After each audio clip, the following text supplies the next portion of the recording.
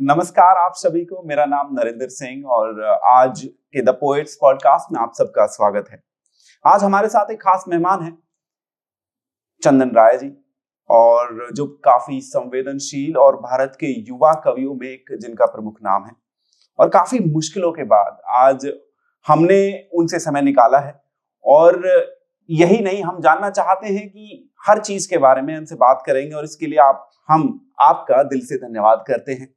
और आपका मतलब इतनी सब बातें हैं, तो आपके पास, ओवर टू यू। बिल्कुल, बहुत सारी बातें कवि के पास होती हैं, बहुत सारी कल्पनाएं होती हैं। वो समुद्र है, तो आप जो सुनना चाहते हैं, जो पूछना चाहते हैं, मैं आपको बताऊंगा।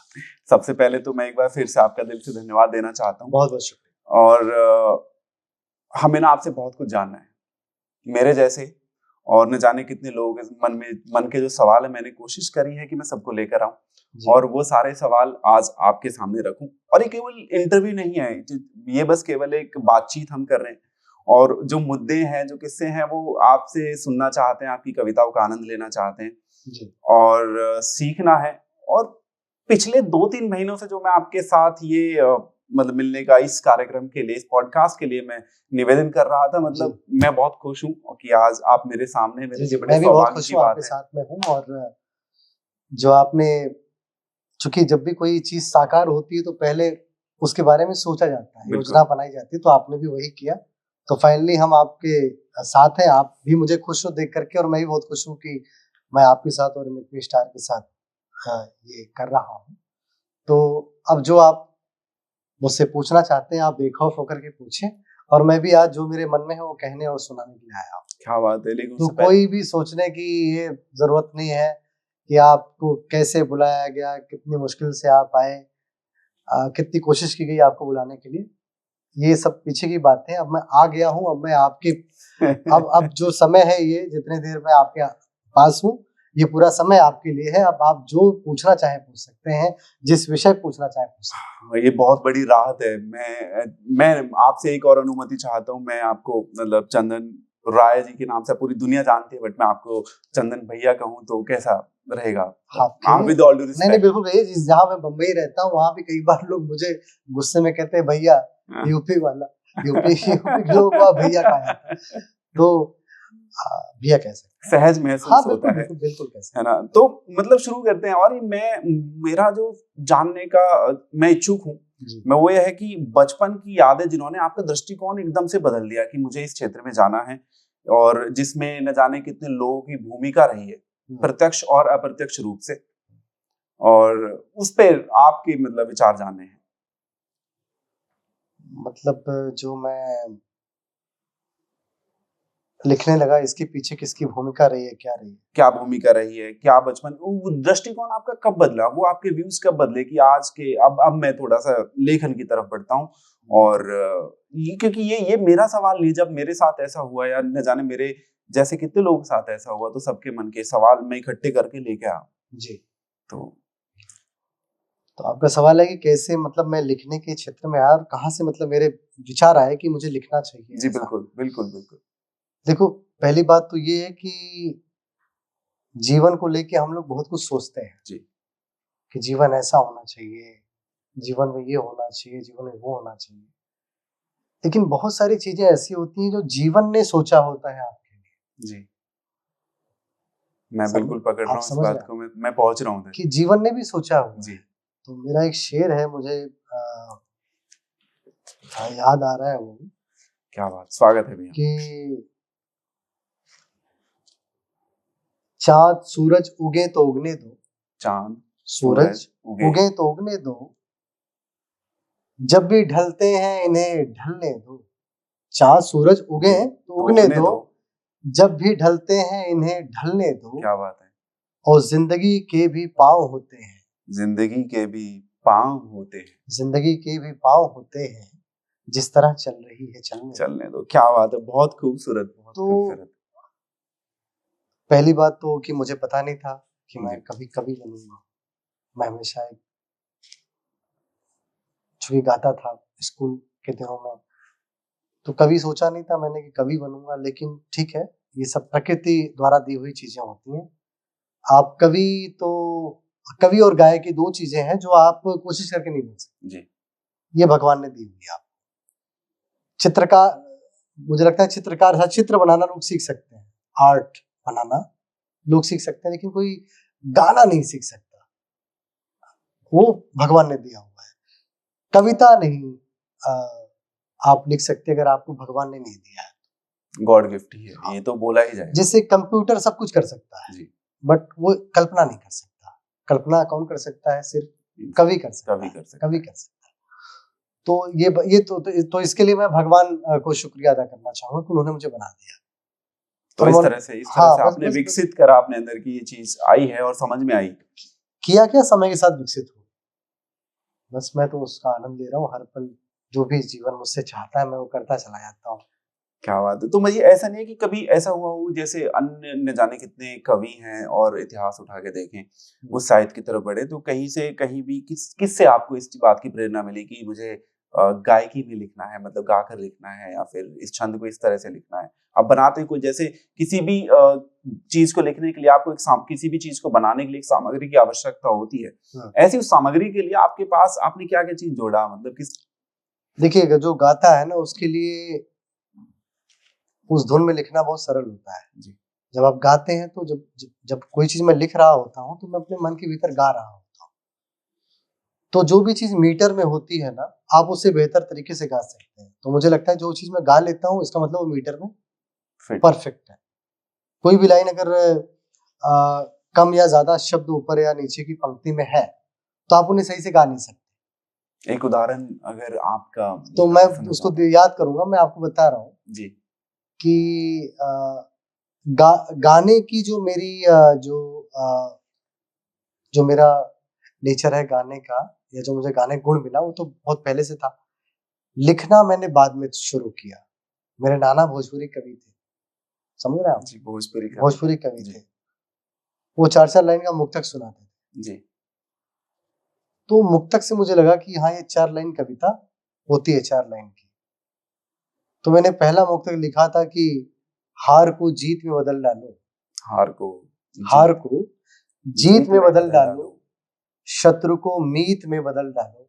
हार को जीत में बदल डालो, शत्रु को मीत में बदल डालो, और दिल को देनी है अगर तसल्ली तो दर्द को गीत में बदल डालो। क्या बात है, वाह। ये दर्द को गीत में बदल डालो। तो वो ऐसे मुक्तक जो है मैं फिर वो सुनाते थे तो मैंने लिखना फिर वहीं से शुरू किया कि हाँ, ये 4-4 लाइन। तो 4-4 लाइनों से मैंने शुरुआत की लिखने की। तो आपका ये सवाल था कि आपने कभी ये सोचा कि कैसे मीटर में क्या करना? मैंने कभी नहीं सोचा मैंने आज तक। मतलब अब मैं अगर इस बात को सोचूं, मैं लिखता हूं और प्रयास करता हूँ, मेरे जैसे न जाने कितने हैं युवा हैं जो प्रयास करते हैं, बस ये चीज सोचनी है कि आपकी जो कविता आप बोलना चाहते हैं वो मीटर में होनी चाहिए, गायकी गाते समय कोई प्रॉब्लम ना आए। देखिए, जो चीज मीटर में है उससे गाया जा सकता है, जो चीज मीटर में उससे गाया जा सकता है। क्या बात है, बस सीधी सी बात है। अगर गीत की 2 पंक्तियां हैं, एक मीटर में एक मीटर में नहीं, तो आप उसे नहीं गा सकते। आप कल्पना करके देखिए, कोई भी गाना हो, एक पंक्ति लंबी है एक पंक्ति छोटी है, आप उसे नहीं गा सकते। क्या बात है, मतलब ऐसी बराबर होनी है। और जैसे प्रारंभिक लेखन में भैया, मतलब ये कभी ऐसी मुश्किलों का आपको सामना हुआ कि जहां पर जिस तरफ समस्या आ रही हो कि नहीं ऐसा नहीं, थोड़ा इसको और बेहतर किया जा सकता था, या फिर उस तरफ क्या सुझाव देना चाहते हैं? कई बार लगता है कि हमारी कविता मीटर में है। मुझे एक बार नहीं, मीटर में तो मैंने हमेशा लिखा है। अब पता नहीं वो भगवान का आशीर्वाद है, मुझे कभी किसी ने नहीं कहा कि आपकी लाइन मीटर से बाहर है। क्या बात। जब मैंने शुरुआत भी किया तब से भी किसी ने मुझे नहीं कहा कि ये लाइन आपकी मीटर से बाहर है। लेकिन हाँ, मुझे एक बार बेकल उत्साही जी ने टोका था। बेकल उत्साही जी का नाम आप सर्च करेंगे तो बहुत बड़े फनकार, बहुत बड़े कवि, बहुत बड़े साहित्यकार बेकल उत्साही जी रहे। बेकल उत्साही जी, उन्हें सरकार ने राज्य मंत्री का भी दर्जा दिया था उत्तर प्रदेश की तत्कालीन सरकार में। बेकल उत्साही जी ने मुझसे एक बार कहा था, जौनपुर में कार्यक्रम था जो मेरा ननिहाल जहाँ पे है, वहाँ पे इंग्लिश क्लब है एक, वहाँ पे कार्यक्रम था। मैंने कविता सुनाई, बहुत तालियां बजी। तो फिर मंच से उतरने के बाद जब मैं बेकल जी का आशीर्वाद लेने गया तो उन्होंने मुझसे कहा कि तुम्हारी आवाज बहुत अच्छी है, लेकिन शब्दों में और अपने जो तुम लिखते हो उसमें वजन लेके आओ और थॉट्स में भारी करो। ऐसा लाओ जो कुछ लगे कि हाँ तुम कुछ नया तुम लेके आए हो, है ना। तो जो मेरे साथ में जो मेरे नाना जी थे, मैं आपको सही बताऊं तो मेरे नाना को बुरा लगा कि यार आप ऐसे कैसे आप बच्चे का हौसला तोड़ रहे हैं। लेकिन मैं सच बताऊं मुझे बड़ा अच्छा लगा कि उन्होंने मुझे कुछ तो समझा, कुछ तो कहा उन्होंने मुझसे कि बेटा तुम्हारी आवाज बहुत अच्छी है, गाते तुम बहुत अच्छा हो, लेकिन तुम्हारे कंटेंट में जो तुम सुना रहे हो उसमें कुछ वजन होना चाहिए। तो फिर मुझे लगा कि मुझे बड़ा खुशी हुई, मुझे बड़ा अच्छा लगा, मैंने उनको थैंक यू बोला, धन्यवाद कहा। और फिर उस समय इतनी ज्यादा सुविधाएं नहीं थी, जब मैं उस समय हाफ पैंट पहनता था, कभी मैं सुनाता था तो हाफ पैंट पहन के भी खड़ा हो जाता था स्टेज पे। वो अलग जमाना हाँ वो टाइम था।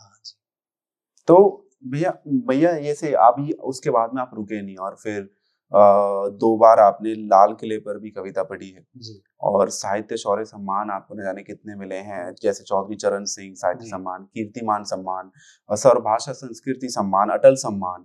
और यही नहीं, मतलब अभी इंडिया टुडे के द्वारा इस बार साहित्य के सम्मान जो इंडिया टुडे ने बांटे, जो भी दिए हैं, उसमें आप उनके साहित्य जागृति सम्मान, correct, thank you for correcting me. तो साहित्य जागृति सम्मान में के आप जूरी मेंबर रह चुके हैं और जावेद अख्तर साहब इन्हीं न जाने कितनी बड़ी बड़ी हस्तियों को वो सम्मान मिला है। तो कैसा महसूस हुआ है, मतलब इतनी लंबी जर्नी जो आपने स्ट्रगल किया है उस पर थोड़ा सा प्रकाश अगर डालें, और फिर कैसा महसूस होता है? ये 2023 की बात है जी, नवंबर में, जब मैं इंडिया टुडे की उस ज्यूरी का मेंबर था।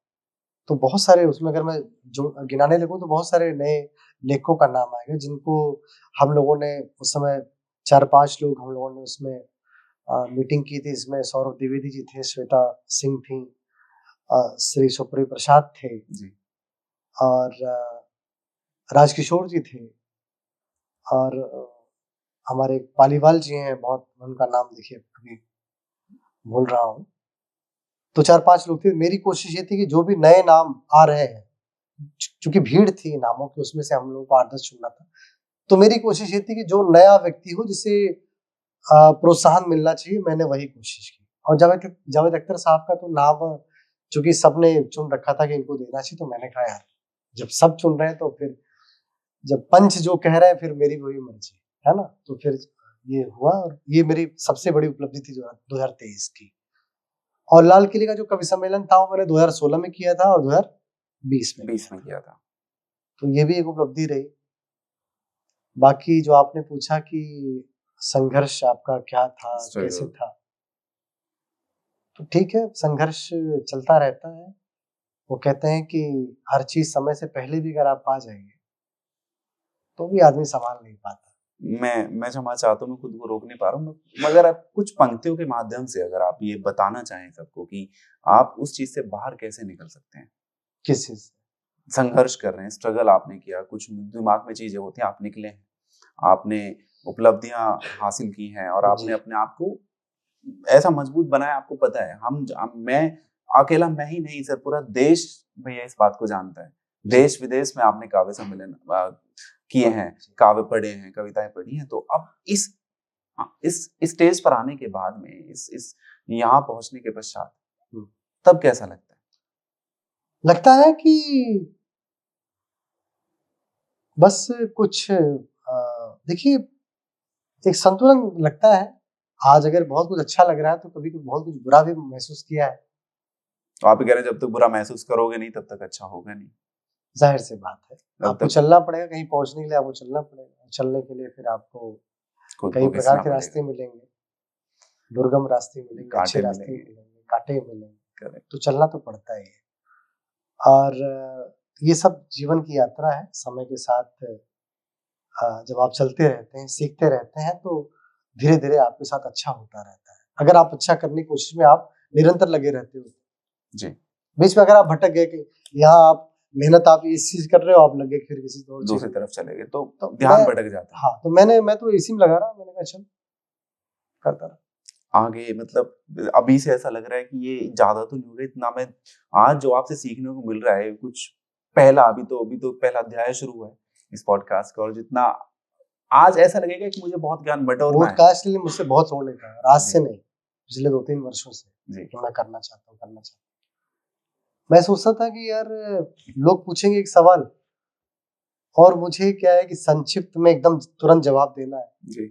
तो हम जो कवि होते हैं ना, जो आपको रियल जो पोएट होता है ना, वो बिखरे हुए स्वभाव का होता है। जी। उसका दिमाग आधा इधर आधा उधर, है ना, वो समेटता है अपने आप को, फिर कहीं कुछ एक पॉइंट पे वो जवाब दे पाता है। तो इस नाते मैं इनकार करता था कि यार मैं, वो पूछेगा मुझसे और मैं उसी टाइम पे कई बार क्या होता है, कुछ जवाब आपको देर से समझ में आते हैं तब तक देर हो चुकी होती है। हाँ, तब तक देर हो चुकी। तो इस नाते, लेकिन आज मैंने कहा चलो मैं करता हूँ कोशिश, और सारे अपने लोग हैं और काफी दिन से मेरा मन भी था कि चलो अब करते हैं। भैया मेरा ना अगला मतलब एक किस्सा एक छोटा सा है कि आपके जो अनुभव हैं, जिस प्रकार से आप उनको अवलोकन करते हैं, या फिर कल्पनाओं पर आधारित होते हैं या फिर रियल स्टोरीज पर आधारित होते हैं। एक जैसे कोई भी, हम सबका ही ये होता है कि हो रहा है कि काल्पनिक चीजें ज्यादा होती है कविता में, या फिर अनुभव ज्यादा होता है, वो बीता हुआ समय ज्यादा होता है। क्या मानना है, मतलब दोनों रिलेट कर पाते हैं एक दोनों दूसरे को? दोनों दोनों देखो, बराबर? मैं बता रहा हूँ ना कि जैसे अगर कोई व्यक्ति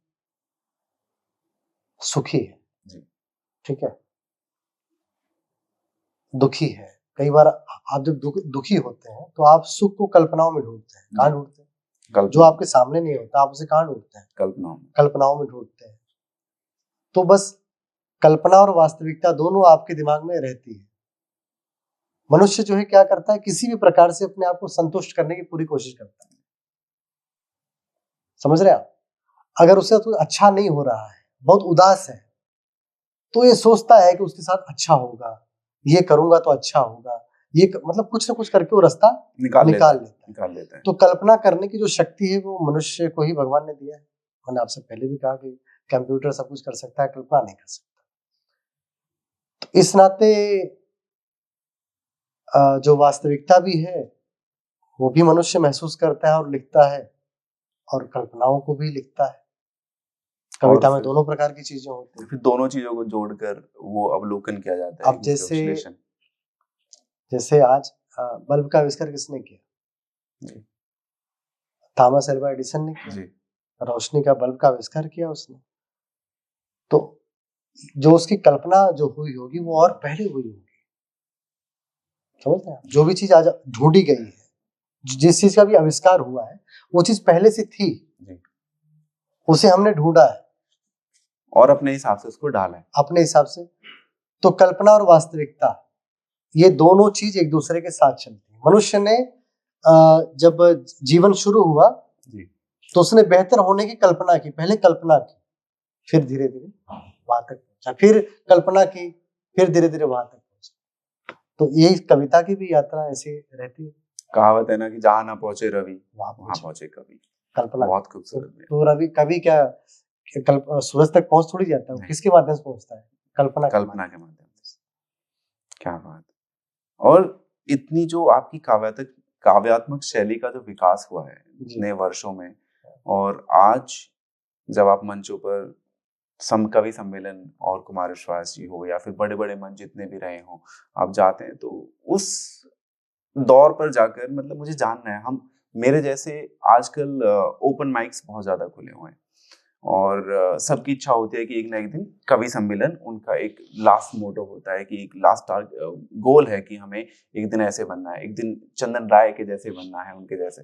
तो क्या सलाह में आपसे, मतलब क्या सलाह देना चाहेंगे यूथ को, क्या सलाह देना चाहेंगे सभी लेखकों को जो इस ओपन माइक्स के जरिए, और मैं धन्यवाद करता हूँ ओपन माइक्स का आपका, मैं इसमें भी आपसे मतलब प्रकाश डलवाना चाहता हूँ कि आपकी क्या राय है कि ओपन माइक्स का कल्चर चल रहा है, लोग लिख रहे हैं, आध्यात्मिक की तरफ हो रहे हैं, काव्य की तरफ बढ़ रहे हैं। हाँ। तो मतलब आप क्या जानना चाहते हैं उसमें, मतलब मैं क्या? ओपन माइक्स का कल्चर और यहाँ से जो यात्रा शुरू होती है, क्या किस डायरेक्शन में वो कवि सम्मेलन तक पहुंचाएगी? मतलब वो कवि जो है कैसे कवि सम्मेलन तक पहुंचे कि अपनी, जैसा आपने बताया कि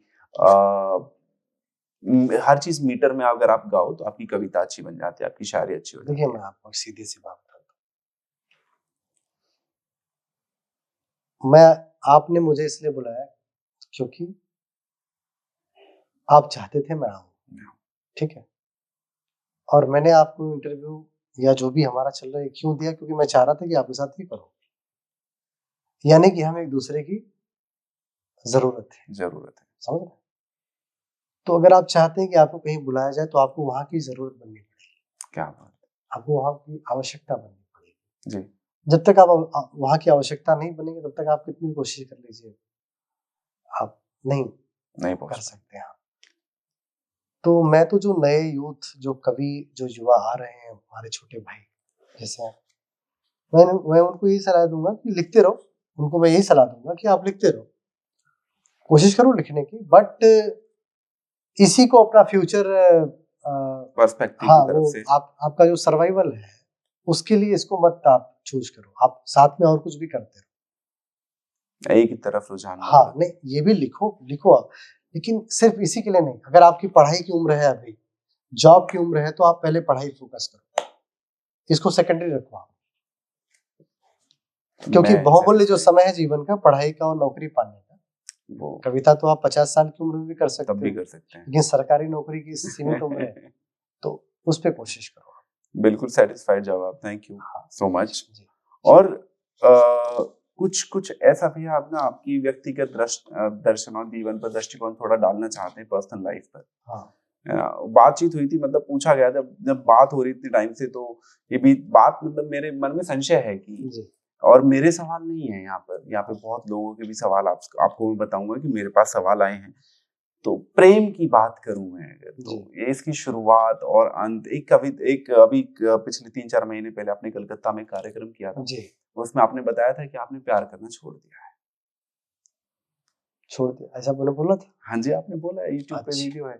अच्छा, मैंने बोला था छोड़ दिया मैंने? छोड़ दिया है। अच्छा, हाँ, तो उस समय छोड़ दिया था। अच्छा, अब मतलब ये गलत सही खबर नहीं है, अगर ऐसा है ठीक है, तो क्या मतलब बड़ा इंटरेस्टिंग कहानी है।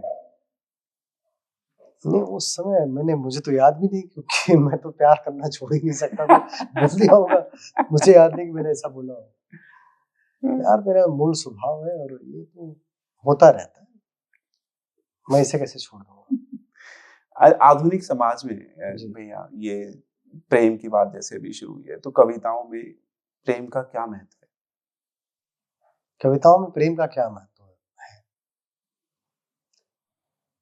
देखो, मैं इसको धीरे से समझो पहले जी।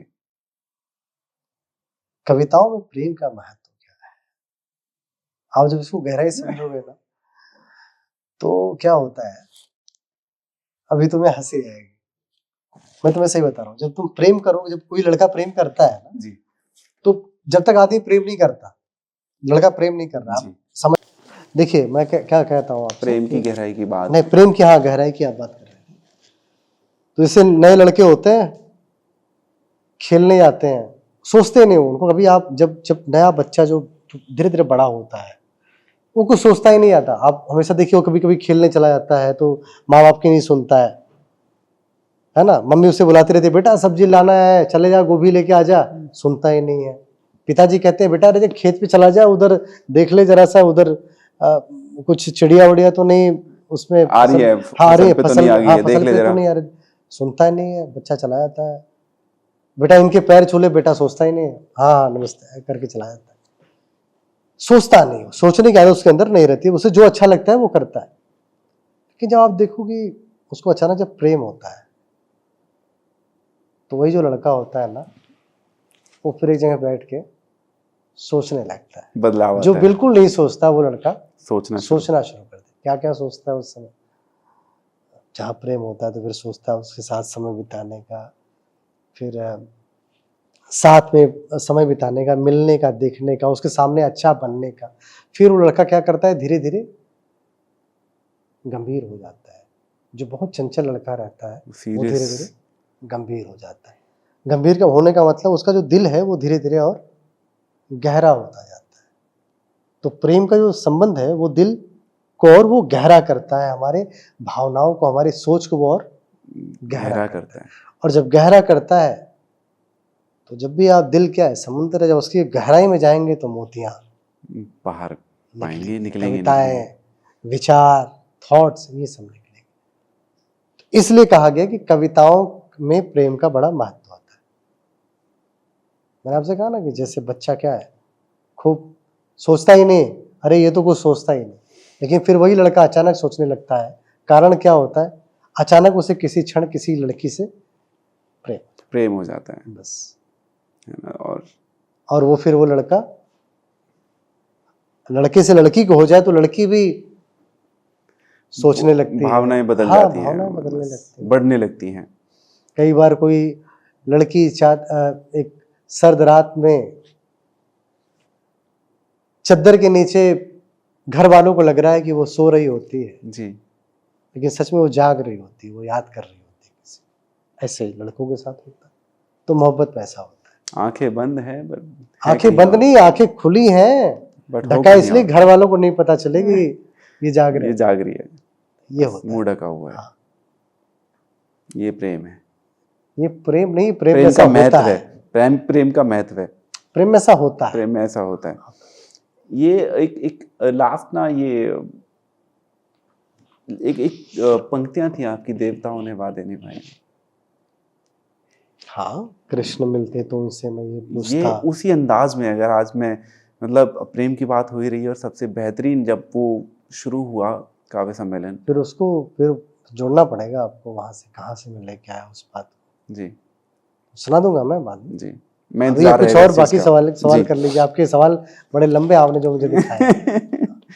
अच्छा, आज की दुनिया की बात हो गई, आज के युग में प्यार और रिश्ते, हाँ, प्यार और रिश्ते, रिश्ते, हाँ। या आज के प्यार की परिभाषा पहले की तुलना में कितनी बदली है? आज के प्यार की परिभाषा और पहले की तुलना में, अब से 15-20-25 साल पहले की तुलना में, हाँ, कैसे बदली है? कैसे बदली है? जी, पहले क्या होता था कि लोग प्रेम करते थे, व्हाट्सएप नहीं था, फेसबुक नहीं था, देखने कोई सुविधा नहीं थी, बात करने की सुविधा नहीं थी, महीनों महीनों लोग इंतजार करते थे, सालों सालों इंतजार करते थे, एक दूसरे के यहाँ पहुंचने में बहुत टाइम लगता था जी, यात्राओं के लिए वाहन नहीं थे, इतने सब कुछ, आप सुविधाएं नहीं थी। तो एक झलक देखने के लिए भी आदमी जो है कई महीने इंतजार करता था कि एक झलक मिल जाए। आज क्या है, 200 रुपए का रिचार्ज किया आपने, नंबर है आपके पास, आपने एक एप्लीकेशन डाउनलोड किया व्हाट्सएप का, आपने वीडियो पे क्लिक किया, फेस टू फेस हो गया। तो अभी क्या है कि वो गंभीरता नहीं है जो पहले थी। आज के दौर में आदमी के पास बहुत सारे ऑप्शन हो गए हैं। हाँ, आज समझ में नहीं आता कि कहाँ प्रेम है, कहाँ आकर्षण है। क्या व्यावसायिक रिश्ते जो हैं, ये सच्चे प्रेम को प्रभावित करते हैं? काहे नहीं करते? कैसे? अरे बिल्कुल करते हैं। व्यावसायिकता और प्रेम अलग अलग चीजें हैं। व्यावसायिकता धन का विषय है और प्रेम मन का विषय है। थोड़ा स्पेसिफिक हूँ भैया मैं, तो सकारात्मक ज्यादा है नकारात्मक ज्यादा? व्यावसायिकता जी, व्यावसायिक रिश्ते जो हैं, क्या है कि व्यवसाय ने रिश्तों को अपना लाभ देख करके कि मेरा लाभ मिल रहा है, यहाँ पे कैसे प्रभावित किया? सकारात्मक की तरफ ज्यादा है, नकारात्मक की तरफ ज्यादा है, क्या है मतलब उसका संशय क्या है, क्या तुलना? मतलब ये मेरे अंदर, ये जब सवाल लिख रहा था ना, तो मेरे मन में ये सवाल बहुत जोरों से उठा, और जब मैंने इसका अवलोकन किया और मुझे पूछा गया। आप पहले सवाल को एकदम एक लाइन में पूछिए कि ये सवाल आप सोच लीजिए 1 मिनट और पूछिए कि एक लाइन में आप इसको पूछना कैसे चाहते हैं। मैं समझ गया आपकी बात। हाँ, थोड़ा कर लेंगे अपनी बाद में। हाँ, व्यावसायिक रिश्ते जो हैं, क्या होता है कि किसी से प्यार है, बट वहां पर तुलना वैसी नहीं है। मतलब कैसे कि ऐसा, मतलब फायदा देख के रिश्ता बनाना, फायदा देख के रिश्ता क्या हो रहा है कि ये बहुत बड़े घर का लड़का है, बहुत बड़े घर की लड़की तो इससे प्यार कर लो या इससे हाँ, तो इन रिश्ते फिर ये व्यावसायिक हो जाते हैं, प्रौद्योगिकी हो जाते हैं कि इनकी तरफ कैसे फिर नकारात्मक, सकारात्मक, नेगेटिव, पॉजिटिव चीजें ढूंढी जाती हैं कि ये वाली चीज सही है, कि ये वाली चीज बुरी है, अच्छी है, निकलेगी, इससे मेरा क्या फायदा होगा, फिर नुकसान क्या होगा, उसका अवलोकन किया जाता है।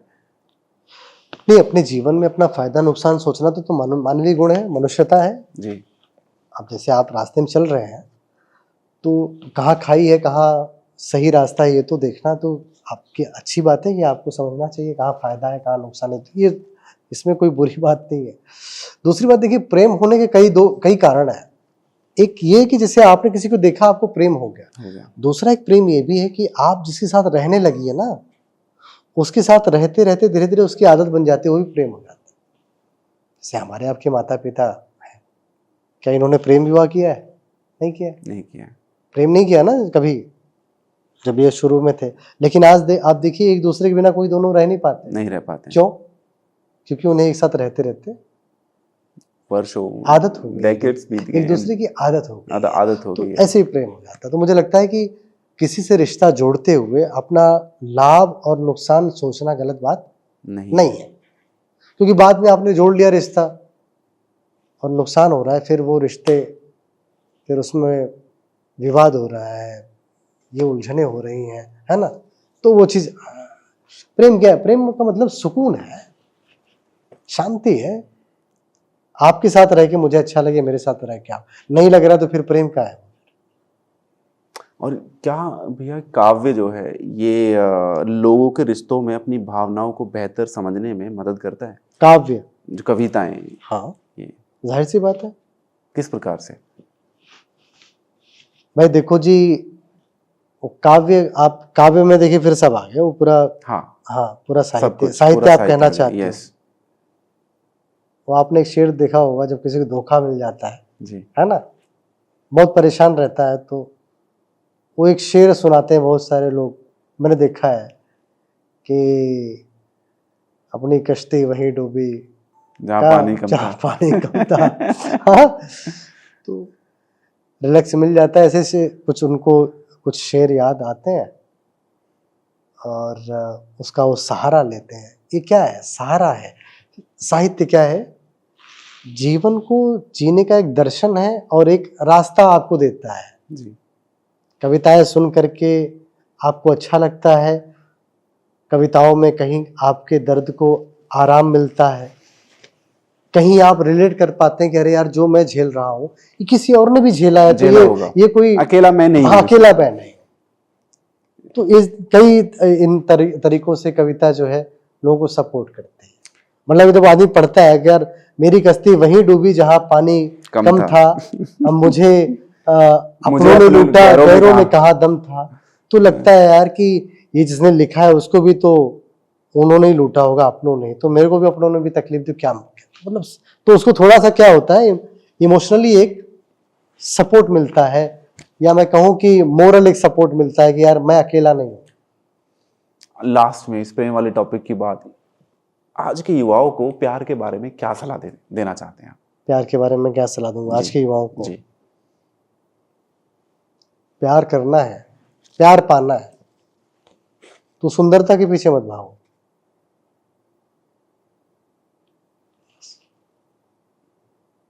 बस धैर्य से बढ़ो। देखो, तुम्हें प्यार चाहिए, सीरत चाहिए या सूरत? सूरत चाहिए, दो में से आप, हाँ, एक चीज के पीछे भागो। बहुत बढ़िया, मैं सेटिस्फाइड हूँ इस वाले आंसर से कि सूरत या सीरत के पीछे, हाँ, सुंदरता के पीछे मत भागो। क्या बात है। अब एक बहुत ही गंभीर विषय पर मैं बात करना चाह रहा हूँ, और मतलब ये जब आपसे बात हुई थी, इस मुद्दे का जिक्र हुआ था जी। हालिया अभी जो रिसेंटली जैसे कलकत्ता में एक मुद्दा उठा था जी। मुद्दा क्या हुआ? एक दुष्कर्म हुआ। हाँ, रेप हुआ, बहुत गलत हुआ जी। और बाकी देशों में देखा जाए, पता लगते हैं कि सऊदी में एक लेख आया था कि अगर सड़कों पर कोई युवती रात के 2:30 बजे अकेली घूमती नजर आए तो वो सोचो कि वो यहाँ है। उन्होंने ऐसे बोला, इतनी सुरक्षित है। क्या ये इंडिया में होना, भारत में होना संभव है? ऐसा कब तक ये सब होता रहेगा? कब तक कैंडल मार्च निकलेंगी? कब तक ये सब होगा? मतलब हम कवि, सर आप कवि हैं, मतलब इतने लोग, आप इतना अच्छा लिखते हैं, इतना अच्छा करते हैं, समाज के लिए दर्पण दिखाते हैं, इतना सब कुछ हो रहा है, सब समाज की तरफ बढ़ रहे हैं, कोई सुधरना नहीं चाह रहा, मतलब आक्रोश है, दिखा सब रहे हैं। मैं आपके सवाल को समझ रहा हूँ। अब मैं आपको एक बात बता रहा हूँ, जी व्यक्ति की मानसिक अवस्थाएं होती है मनुष्य की, समझ रहे? मैं बड़ी नई बात कहने की कोशिश कर रहा हूँ, पता नहीं मुझे ये बात अच्छी है या खराब है या ये विवाद का विषय कहीं ना बन जाए, फिर भी मैं आपको बता रहा हूँ, जो लोग रेप या हत्या, रेप जो ये कर देते हैं ना, करने के बाद उन्हें भी लगता है कि ये उन्होंने गलत किया, ये कैसे कर दिया, कैसे कर दिया। जो करने वाला होता है ना वो भी ये कहता होगा, जो कई जेलर्स किस्से सुनाते हैं फांसी वासी देने के, बलात्कार की सजा जो जिनको मिल जाती है, उनको जो सजा देने वाले जेलर होते हैं वो बताते हैं कि वो कितनी माफिया मांगते हैं। इसका मतलब ये होता है कि वो भी पछताते हैं कि ये ऐसा उन्होंने क्यों कर दिया। इसका मतलब कि मानसिक अवस्था होती है जिसके अंदर वो समझ नहीं पाते कि वो एक नशा या एक जिसमें भूल जाते हैं वो कुछ क्षणों के लिए। इसको रोकने का भाई कोई कानून नहीं रोक सकता है, इसको तो मैं बता रहा हूँ, कोई कानून नहीं रोक सकता। कुछ तो होगा जो इसको रोक पाए, कानून हत्या के लिए 302 की सजा कितने सालों से बनी हुई है, लेकिन क्या मर्डर रुक रहा है? नहीं रुक रहे हैं, नहीं रुक। लेकिन ये बहुत गंभीर विषय है। इसलिए क्योंकि आपको एक ऐसा सिस्टम बनाना पड़ेगा जिसमें देश में तनाव कम हो। जी ये जितने भी रेप वाले जो जितने लोग हैं ना रेप करने वाले, ये सारे मेंटल रूप से मिसफिट या मेंटली अनस्टेबल लोग, अनस्टेबल है, मानसिक रूप से संतुलित लोग ये नहीं है। कोई ड्राइवर है, वो उसने रेप कर दिया, अभी निर्भया केस था 10 साल पहले। जी ड्राइवर क्या होता है? 24 घंटे जाके गाड़ी चला रहा है, मेंटली उसका जिसकी नींद पूरी नहीं हो रही वो कैसा होगा, आप समझ रहे हो? लेकिन ये अवलोकन है भैया, मैं आपको बता रहा हूँ, आपको एक मैं जड़ की बात बता रहा हूँ, बाकी आपको समझना हो। बहुत सारे लोग बोलते हैं ये दे दो, ट्रायल होना चाहिए, तुरंत फांसी हो जानी चाहिए। भैया हो जाती है, ऐसे बहुत सारे लोगों को फांसी दी गई। धनंजय चटर्जी था, कभी आपने सुना होगा। निर्भया के चारों दोषियों को फांसी की सजा भी दी गई और बहुत रोकने की कोशिश की उनके वकील ने, उनके उस आरोपियों के फैमिली ने कितना रोया गिड़गिड़ाया, फिर भी दे दी गई फांसी। फांसी देने के बाद आप देखिए हर महीने कहीं ना कहीं घटना होती है। आप सिर्फ कलकत्ता की बात क्यों कर रहे हैं? यूपी में देखिए, हर तरफ यही है। हाँ बिहार में देखिए, हर जगह आपको घटनाएं मिलेंगी। मैं बता रहा हूं कि हमें एक सिस्टम ऐसा बनाना पड़ेगा कि काम का समय एक फिक्स करना पड़ेगा। और मैं तो ये कहता हूं कि योगा या मेडिटेशन को अनिवार्य कर देना चाहिए हर व्यक्ति के लिए। क्या बात, इससे मैं पूरी तरह सहमत हूँ भैया। बिल्कुल, आपने बिल्कुल सही बात कही कि योगा को, मेडिटेशन को आप कर दो। ये हर सब्जेक्ट में, हर सब्जेक्ट में होना ही चाहिए, बिल्कुल अनिवार्य कर देना चाहिए। और ये ध्यान देना चाहिए कि कौन कितने घंटे जाग रहा है, कितने घंटे, ये सब भी एक तरीके से हमें धीरे धीरे फिक्स करना चाहिए। जैसे अभी भैया एक पोएट, एक कवि हैं आप, और इसमें ना आप बिना डरे किसी भी ऐसी व्यवस्था को, जो कानून बना है या फिर किसी भी चीज को रोकने के लिए कोई खड़ा हुआ है, किस प्रकार से सरकार को चुनौती दे सकता है कवि? जी, कवि ने लिख दिया, वही होगी चुनौती, और क्या। मतलब मुझे और भी थोड़ा सा प्रकाश डालना पड़ेगा इस बात पे कि डर होता है सबके मन में। अगर आप किसी के खिलाफ आज बोलना चाहें तो क्या आप बोल पाते हैं खुल के? देखिए, मैं जब बोलना चाहता हूँ तो बोल देता हूँ, नहीं बोलना चाहता हूँ तो नहीं बोलता।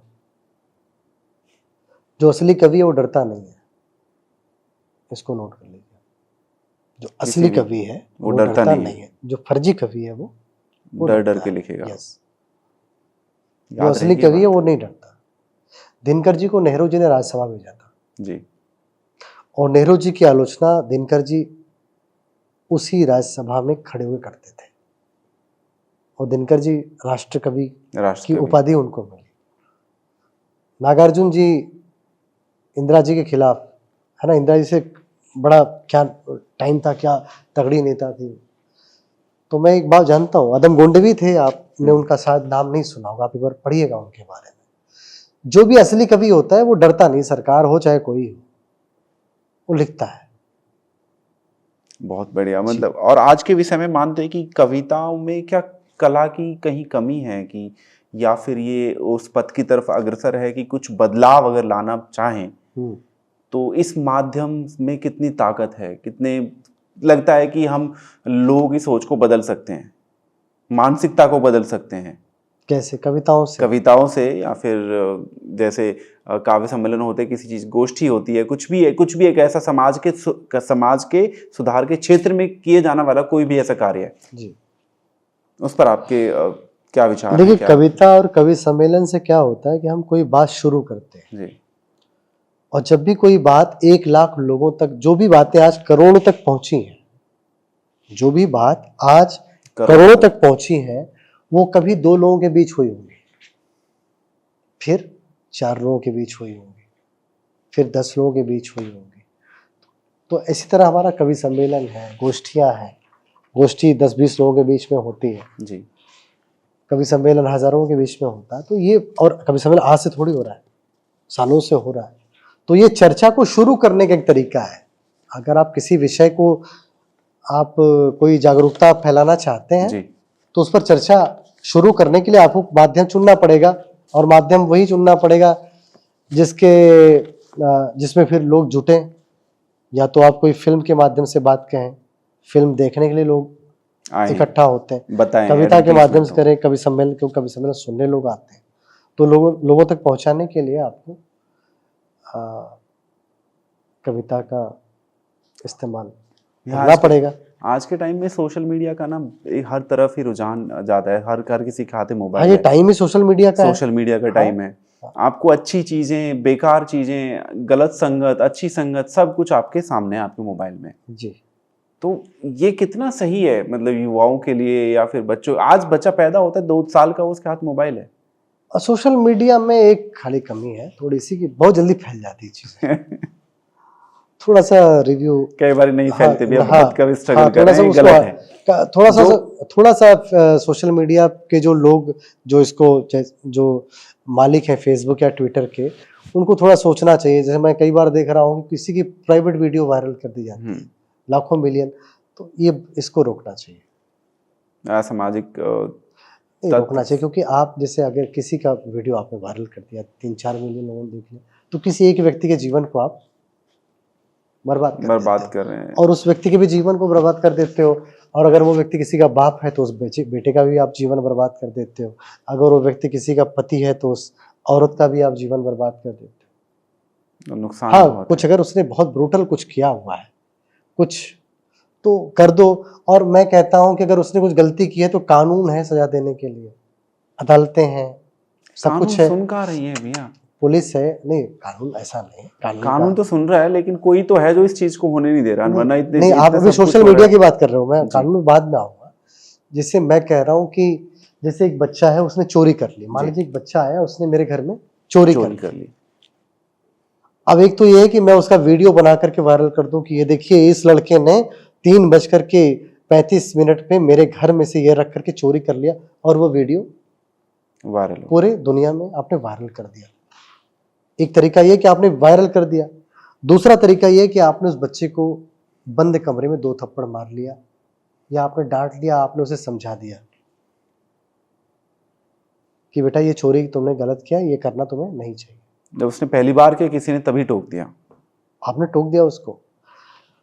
अब क्या है कि वो लड़के के पास सुधरने का आपने उसे मौका दिया, और वो सुधर भी सकता है। लेकिन अगर आप उसका वीडियो वायरल कर दोगे, 1 लाख लोगों तक वो वीडियो पहुंच जाएगा, तो लड़का सुधर भी जाएगा, तब भी दूसरा कोई व्यक्ति उसे क्या कहेगा?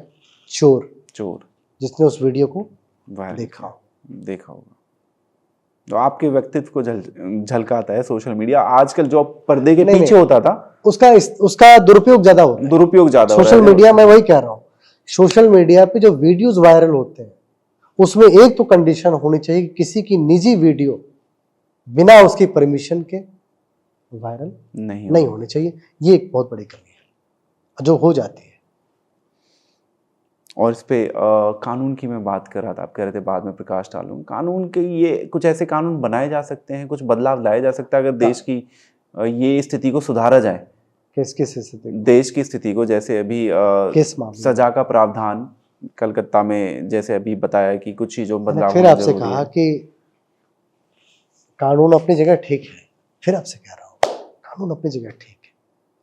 जैसे आपने टीवी में कोई घटना सुन लिया, फला चीज हुई, खबर आपने पढ़ ली, क्या आपने देखा है कि ये सच है? ये सच है? नहीं ना, हो सकता है कुछ और हुआ हो और दिखाया कुछ और गई चीज हो, तो उसे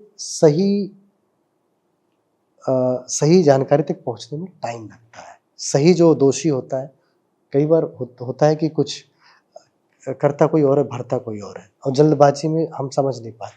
तो कानून अपना जो टाइम लेता है वो इसलिए लेता है क्योंकि वो श्योर करना चाहता है कि जिसको मैं सजा दे रहा हूं, क्या ये वही व्यक्ति जो सजा पाने लायक है। आप समझ रहे हैं? जी, पूरा विश्लेषण होने के बाद में, और ये जरूरी भी होना भी चाहिए। तो ये अब अगला जो मुद्दा है, मतलब आप बहुत अच्छा लग रहा है इतना सब कुछ जानने को। आई एम श्योर मैं अकेला नहीं जो इस चीज़ से सहमत हो रहा है, जो आप बात कर रहे हैं। और क्या मतलब ये हमारा सौभाग्य है, फिर से एक बार मैं ऐड करना चाहता हूँ कि आप इस मंच पर आपने हमें समय दिया और make me star the poet podcast को आपने आगे बढ़ने का जो मौका दिया है। अरे है ना, तो मेक मी स्टार हमारे प्यारे मित्र हैं अतुल जी। अतुल जी इसमें जब उन्होंने शुरू किया था तो अतुल ने जो अतुलनीय प्रयास किया है। अरे वाह तो हम तो चाहेंगे अतुल भैया के लिए। हम तो चाहेंगे कि अतुल जी का प्रयास आगे बढ़े। जी, तो अभी आगे का आपका क्या मतलब आगामी आने वाले समय में जो आपका कविता संग्रह है जी, तो पुस्तकें आपने कविता संग्रह मेरा एक बार आ चुका है आपने बताया। वो आ चुका है, उस समय इंटरेस्टेड था नहीं उसमें, मेरी रुचि नहीं थी, मेरे नाना थे, उन्होंने उसे कुछ प्रतियां छपवा दी। तो मुझे उस समय किताब का, क्योंकि मार्केटिंग या आत्म प्रचार करने में मेरी आज भी रुचि नहीं है। वो मेरे कुछ प्रशंसक हैं, कुछ मित्र हैं जो कहते हैं नहीं इसे आपको ये कीजिए वो कीजिए। कई बार अब मैं कोशिश कर रहा हूं कि मैं किस तरह से पब्लिश कर सकूं किताब को और अपनी चीज़ों को सोशल मीडिया पे मैं इसको अपडेट कर सकूं। मेरे नेचर में नहीं है प्रचार करना, मार्केटिंग करना। मैंने देखा सोशल मीडिया का पेज आपका ज़्यादा पुराना है भी नहीं। आप ज़्यादा मैं मुझे लगता है कि मैं अपने मुंह से जो सोशल मीडिया पे प्रचार करने का मतलब क्या कि अपने मुंह से अपनी तारीफ करना। अपने मुंह से अपनी तारीफ करना कैसे करें। और आजकल आप देखिए कोई कुछ लोग लिखते हैं, अपने ही वीडियो पे लिखते हैं कि इसको सुन करके पूरा सदन जो है तालियों से गूंज उठा। इस अगर कलाकार को आपने नहीं सुना तो आपने किसी को नहीं सुना। अगर इसको नहीं सुना तो आपने क्या सुना। और ये वही लिख रहा है जो अपना वीडियो डाल रहा है। तो समझ रहे हैं, तो ये भी बड़ा चैलेंजिंग काम है। हालांकि मैं इसे गलत नहीं मानते, बड़ी हिम्मत काम है। अपनी तारीफ आज के दौर में आप अपने से अगर कर रहे हो तो उसको कोई दूसरा नहीं मिलता होगा ना भैया ये करने को। नहीं कर रहा है, जरूरी है आज के दौर में ये करना, इसको मैं गलत भी नहीं मानता। लेकिन हाँ, मेरे से नहीं हो पाता। तो मैं कई बार मेरे बारे में कुछ लिखना अगर होता है, जैसे कोई तारीफ वाली चीज अगर मुझे लिखनी होती है, तो मैं सोचता हूँ कि भैया कोई मेरा जो है वो तुम लिख दो, तुम कर दो, मैं पेस्ट करके डाल। मैं अपने से नहीं लिख पाऊंगा, अपने से नहीं लिखूंगा। हाँ, आप ही देखो भैया, उतना दिमाग लगता नहीं। आप मुझे कर दो, मैं कर दूंगा। और अभी इतनी जो लंबा समय हो गया है, लगभग 15 साल से, जब 15 साल के तब आप घर से बाहर हैं, और इतना लंबा समय निकालने के बाद आपका जो लक्ष्य आज आपने जो मुकाम आपने पाया है, उससे हम सबको क्या आप शिक्षा देना चाहते हैं, क्या बताना चाहते हैं उस चीज में कि तुम्हें जो अच्छा लग रहा है वो करते जाओ। बाकी समय का बस इंतजार करो। तुम्हें जो अच्छा लगता है तुम वो करते जाओ। जैसे तुम्हारा घर चल रहा है और तुम्हें अच्छा लग रहा है, करते जाओ। और कोई अपने अंदर पहचान लो कि तुम्हारे अंदर अच्छा है क्या जी, क्या तुम बेहतर सबसे कर सकते हो। पहले तो पहचानो कि बैठ के कि तुम क्या अच्छा कर सकते हो। पहले वो पहचान लो कि हाँ तुम अगर ये अच्छा कर सकते हो। अगर आपको बैटिंग बहुत अच्छा, आप क्रिकेटर बहुत अच्छा बन सकते हो, तो हॉकी में जाने की जरूरत नहीं। हॉकी बहुत अच्छी खेल लगते हो तो क्रिकेट में जाने की जरूरत नहीं। पहले पहचान लो कि आप कर क्या सकते हो। और वो कैसे पहचानेंगे? अरे वो अपने अंदर ही है, आप झांको ना, आपको पता होता है। देखो आप क्या अच्छा कर सकते हो ये आपको पता होता है। बस आदमी जो क्या होता है वो कई विचारों में घिर जाता है। जब वो बैठ के सोचेगा ना तो उसको लगेगा कि हाँ वो क्या, देखो अच्छा क्या होता है, जो चीज आपसे आसानी से हो जाए, वो अच्छा है। जो चीज आपसे आसानी से हो जाए और आपको करने में अच्छी लग रही है, समझ रहे हैं आप। जैसे चित्र कोई बना रहा है, कई बार देखिए बहुत सारे लड़के जिनको मैथ का सवाल नहीं आता, बट अगर वो कोई पेंटिंग बनाने जाए ना तो वो इतना अच्छा बना लेते हैं कि आप, कई बार मैंने देखा कि आप बैठे रहिए, आपको देख के वो हूबहू बना देंगे। लेकिन उस लड़के को आप 3 का पहाड़ा पूछे तो उसे नहीं आता, तो ठीक है उसे पहाड़ा ही पढ़ने दो, लेकिन उसको अगर पेंटिंग अच्छी आती तो करो उसमें। भैया जिस तरह से आप अपने आप को संवेदनशील बनाए रखे हुए हैं जी, है ना, मेरा उसी पे सवाल है, क्या कवि और कलाकार भावनात्मक संघर्षों के प्रति अधिक संवेदनशील होते हैं? जो भाव है उनके, संवेदनशील नहीं होगा तो कभी नहीं होगा, कभी नहीं होगा। जी। और आम जो श्रोता होते हैं वो आपको कनेक्ट करते हैं, वो आपको सुनने आते हैं जी, सबसे बड़ा योगदान उन श्रोताओं का है कि जो सुनने आ रहे हैं, क्योंकि वो उस चीज़ को रिलेट कर पा रहे हैं, उस चीज़ को समझ पा रहे हैं कि ये जो बोला जा रहा है इससे मेरे साथ कहीं ना कहीं कभी हादसा हुआ है। जी, तो उसमें जो संवेदनाएं निकल कर आती हैं, जिस प्रकार से वो रोष व्यक्त करते हैं या फिर खुशी व्यक्त करते हैं, और फिर कहीं ना कहीं महसूस होता है कि आज आपने जो किया, जो आपके जो मुंह से आज बोले आप, जो आप निकला है, वो किस क्षेत्र में क्या कितना परिवर्तन इस समाज के अंदर लेके आ सकता है, कितना बदलाव लेके आ सकता है। मतलब मैं आप ये पूछना चाह रहा हूँ कि मतलब एक कविता समाज में क्या बदलाव ला सकती है? मतलब एक कवि, और जो सर संवेदनशील सब नहीं है, सारे कवि संवेदनशील नहीं है, कवि सब हैं, संवेदनशील हर कोई नहीं है। जी, ये भी कह सकते हैं और ये भी कह सकते हैं, संवेदनाएं सब में भरी हुई होती हैं, बट संवेदना को जगाने का बस एक पॉइंट चाहिए, कब संवेदना आपकी जाग जाए, कब वो बाहर आ जाए, जी, है ना, कब आप लोगों से कनेक्ट कर पाओ कि ये जो बोला जा रहा है वो है। और जैसे तनाव बिना बर्नआउट हुए, जैसे होता है ना कि ये दिमाग खराब हो गया, आज किसी ने मुझे बोल दिया कि ये आज का दिन पूरा खराब है, किसी का चेहरा देख लिया सुबह सुबह निकलते, होता है ना कई बार, यार उसका चेहरा देख लिया मेरा दिन खराब जाएगा, ये हाँ, जो कई प्रकार के वो डर होते हैं, कुछ ऐसे मिथ मनगढ़ंत, बना हाँ दिए, हाँ, कुछ बिल्ली मिथ, रास्ता हाँ काट जाए, हाँ हाँ, बस जिस पे आदमी को यकीन हो जाए, रहते हैं डर। तो तो बस आगे आगे मैं ना बहुत देर से इंतजार में हूँ कि बहुत, आपने बोला कि बाद में सुनाऊंगा, जब तक कविता नहीं सुनूंगा ना आपके मुंह से वो, तब तक ऐसा लगेगा कि बढ़ नहीं रहा है। नहीं, द पहले पोएट्स पॉडकास्ट का मेन फोकस आपका यही है।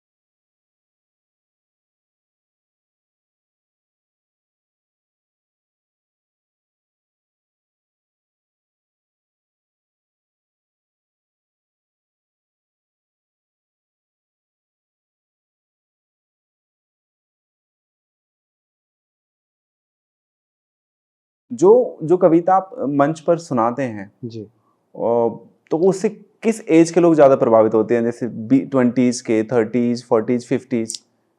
कविता हम जब लिखते हैं ना, तो किसी व्यक्ति या किसी उम्र के लोग इसको सोच के नहीं लिखते, हम समाज के लिए लिखते हैं। लेकिन कौन ज्यादा प्रभावित हो सकता है? सवाल वही है, मतलब ये प्रभावित कौन प्रभावित हो सकता है ये हम नहीं डिसाइड कर सकते, और कौन कब प्रभावित होगा, किस कविता का प्रभाव कब पड़ेगा, कितना पड़ेगा, ये समय के ऊपर रहती है। बहुत सारे कवि जो उनकी बातों का असर उनके जाने के हजारों साल बाद पड़ता है, जी। कह रहे उन्होंने तब एक बात कही थी। तो इसको आप ऐसे मत सोचिए कि किसका कितना असर पड़ता है। जब कवि कुछ लिखता है ना, तो किसी एक व्यक्ति के लिए नहीं लिखता, वो लिखता है तो पूरे मानो समाज के लिए लिखता है। समाज के लिए लिखता है। उसने लिख के छोड़ दिया, अब जो उसे जैसे ग्रहण करे, जैसे पढ़े, जैसे सुनाए, जैसे उसको कहीं किसी से जिक्र करे, तो धीरे धीरे जो उसे जैसे सुनेगा, अपने अपने हिसाब से लोग उसको समझेंगे, अपने अपने हिसाब से उसका असर पड़ेगा लोगों पर। ये कुछ फिक्स नहीं होता कि नहीं इसका असर यही पड़ेगा ऐसे और इन्हीं पड़ेगा और अभी पड़ेगा, ऐसा नहीं। सुकरात की बहुत सारी बातों को 2500 साल के बाद लोगों ने जाना। सुकरात जी, जो यूनान में बहुत बड़े दार्शनिक हुए, जिन्हें उस समय की जो धार्मिक व्यवस्था थी उनके राज्य की, उसने उनको जहर दे करके मारने की जो है वो सजा दे दी थी। तो इतने उनकी बदलाव। बहुत सारी कही बातों को हजारों साल के बाद लोगों ने समझा कि कोई सुकरात भी था। तो लिखने का मतलब ये है कि आपने छोड़ दिया, मतलब समय के ऊपर फेंक दिया आपने। वो कब समय कहाँ तक उसे ले जाता है, कितने लोग तक ले जाता है, ये कभी नहीं सोचता है, वो तो बस लिख देता है। और ये जो मानसिक समस्याएं हैं, इनसे सुलटने के लिए, इनसे निपटने के लिए क्या सलाह है? सुलटने के लिए जो बड़ा अच्छा शब्द है नहीं, सुलटने के लिए, सुलटने के लिए हाँ। क्या सलाह है जो आपकी? मैं तो समझता हूँ कि इसको निपटने के लिए भी कह सकता है। जी, समस्याओं से निपटने के लिए, मानसिक समस्याओं से निपटने के लिए क्या किया जा सकता है?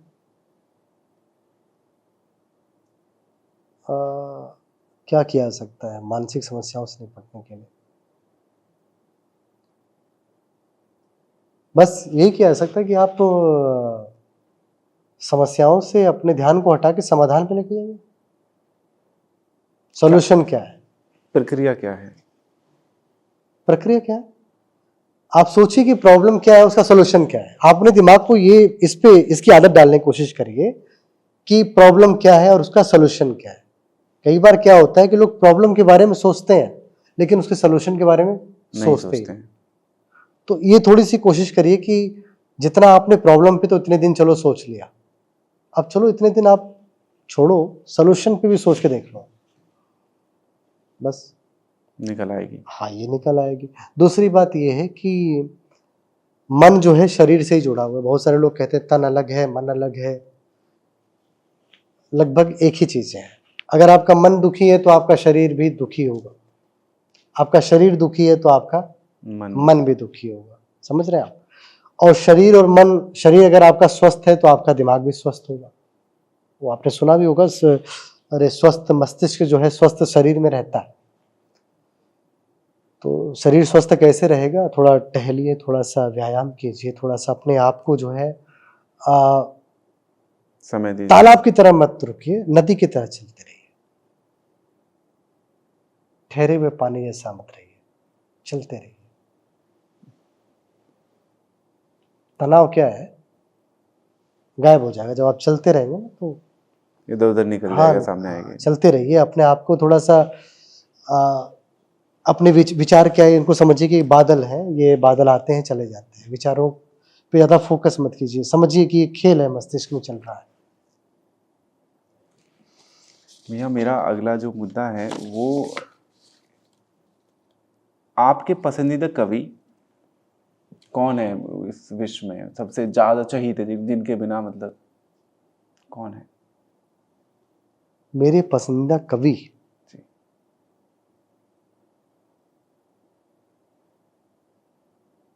ये इंटरनेट पे अच्छा, आप मुझसे फिर पूछेंगे उनकी कविता भी याद याद बताइए आप। जाहिर ऐसा भी तो नहीं पूछेंगे मतलब अगर याद हो तो सोने पे सुहागा है। नहीं, मेरे पसंदीदा कवि तो अभी एग्जैक्ट जो मुझे अभी देखो याद आ रहा है तो मैं बता दूं, मेरे पसंदीदा कवि रसखान जी, सूरदास जी। सूरदास जी। और अभी किसी कोई कविता या कवि आज के दौर में तो मतलब अगर कोई, मैं सबका सम्मान सबका करता हूँ, लेकिन अगर आप ऐसा पूछे कोई पसंदीदा कवि तो हो सकता है कोई हो, लेकिन मेरे को अभी तो नहीं समझ में आ रहा है कि मुझे किसका नाम है। इसको हम कमेंट में देखना चाहेंगे बाद में, फिर अगर कोई याद आ जाए तो। हाँ हाँ, मैं बिल्कुल लिख दूंगा। ये गंभीर सवाल है। बहुत सारे कवि अच्छा लिख रहे हैं जी।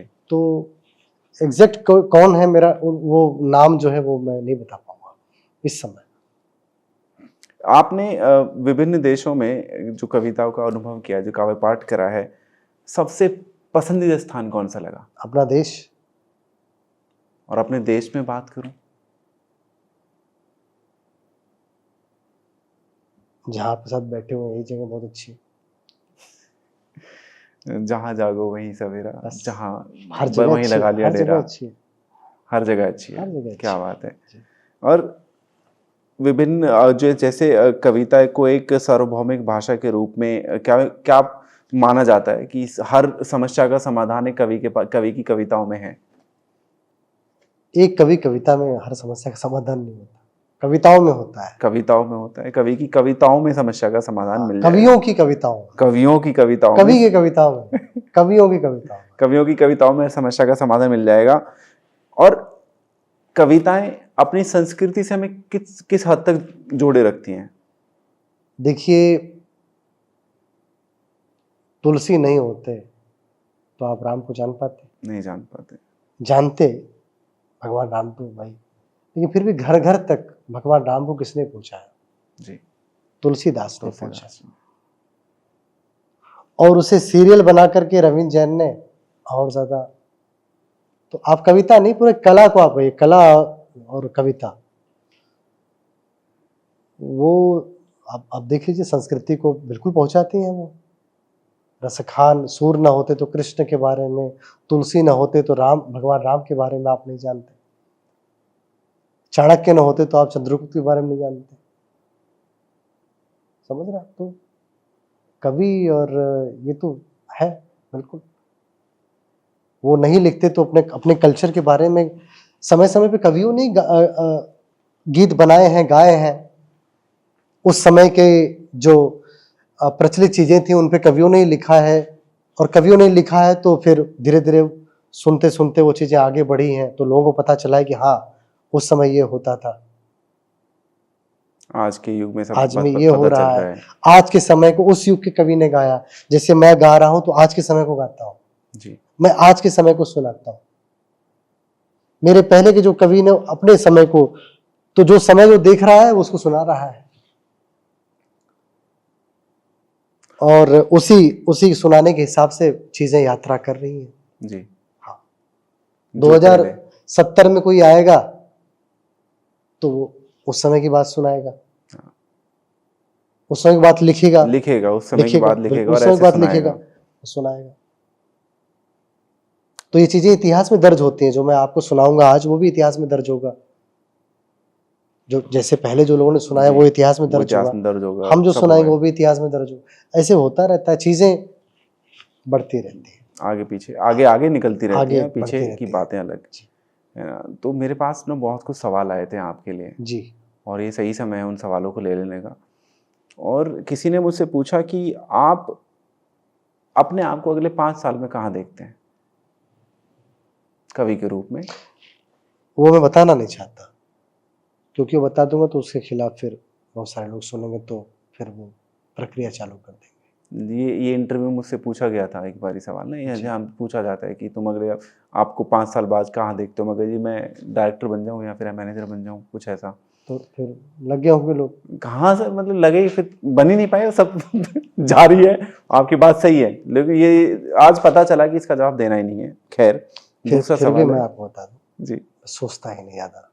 हालांकि ये जो सवाल आपने पूछा है वो मैंने सोचा हुआ है। हाँ, फिर भी ऐसा कुछ नहीं है कि नहीं ये होगा तो ही मैं जीवन को नदी की तरह लेता हूँ कि हाँ यार बस चल रही है, ज़्यादा सोचने की आवश्यकता नहीं है, चलने दीजिए, चलने देते हैं। बस जो हो रहा है होने दीजिए। अगला सवाल है, क्या पिछले इन 10 वर्षों में, इन 10 वर्ष एग्जैक्ट लिखा था, मुझे नहीं पता किसका सवाल है, जी इन 10 वर्षों में अपने आप को आपने कितना बदला है बहुत। और क्यों? समय के साथ परिवर्तन प्रकृति का नियम है, तो बस ये नियम मेरे पे भी काम करता है, सब पे काम करता है। थोड़ा गुस्सा आता था बहुत पहले, विनम्रता लाई है।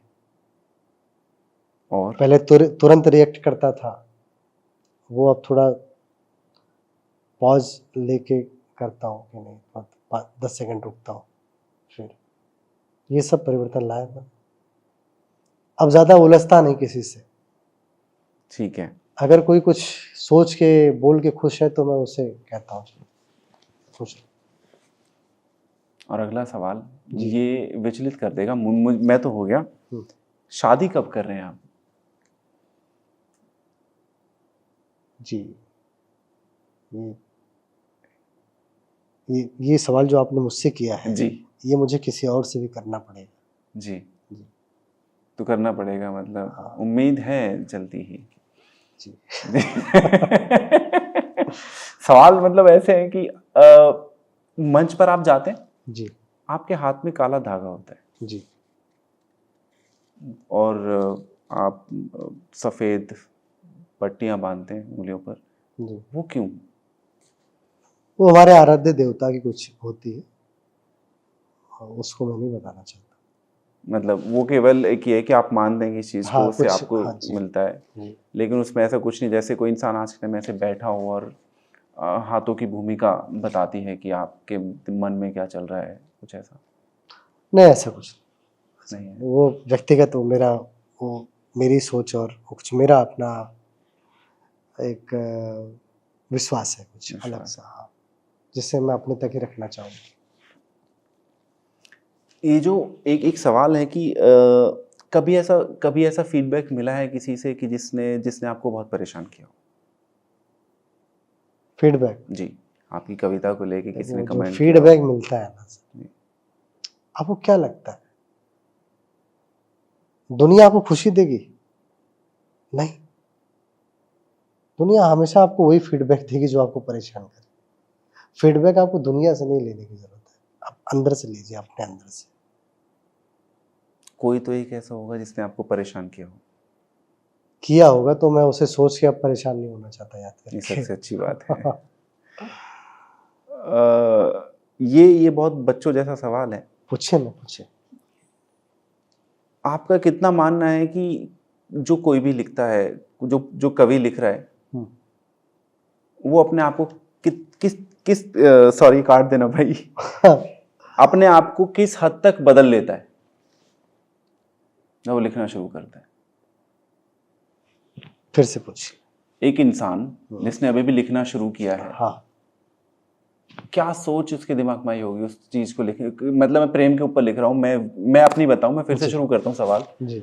मैं वीर रस का कवि, मान लो कि मैं वीर रस का कवि हूँ।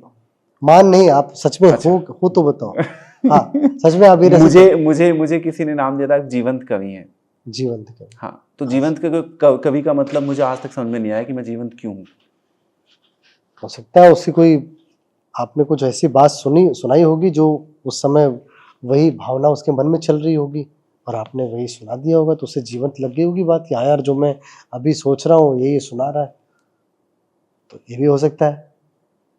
और आप जो पूछ रहे थे कि मतलब एक कवि जो लिखना शुरू करता है वो अपने आप को कितना बदल लेता है, कितना बदल लेता है मनुष्य के रूप में क्या कविता बदल देती है हर एक इंसान को? कोई कवि है मनुष्य से कवि होना, तो ये तो बदलाव ही है ना, मनुष्य होना और कवि होना, तो ये तो होगा ना। अगर आप मनुष्य से कवि हो गए तो कुछ तो बदले ही आप जी। और हमारे बहुत वरिष्ठ गीतकार स्वर्गीय श्री गोपाल दास जी नीरज जी ने लिखा है जी।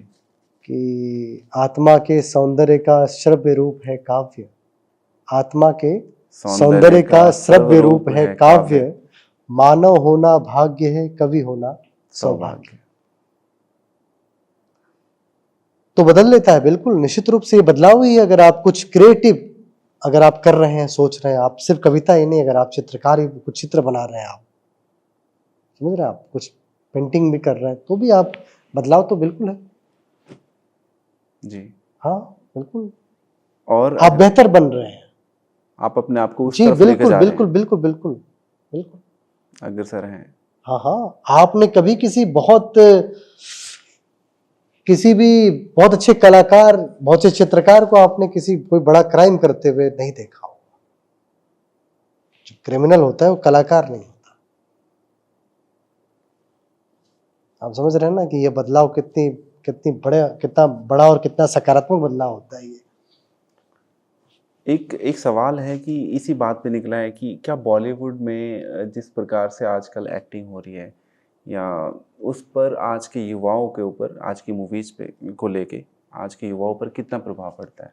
पड़ता ही है, बिल्कुल पड़ता है। जिस समय जैसी कविताएं लिखी जाएं, जी। जैसी फिल्में बनाई जाएं, टीवी पर जैसी न्यूज चल रही है मीडिया में, उसका असर पड़ता है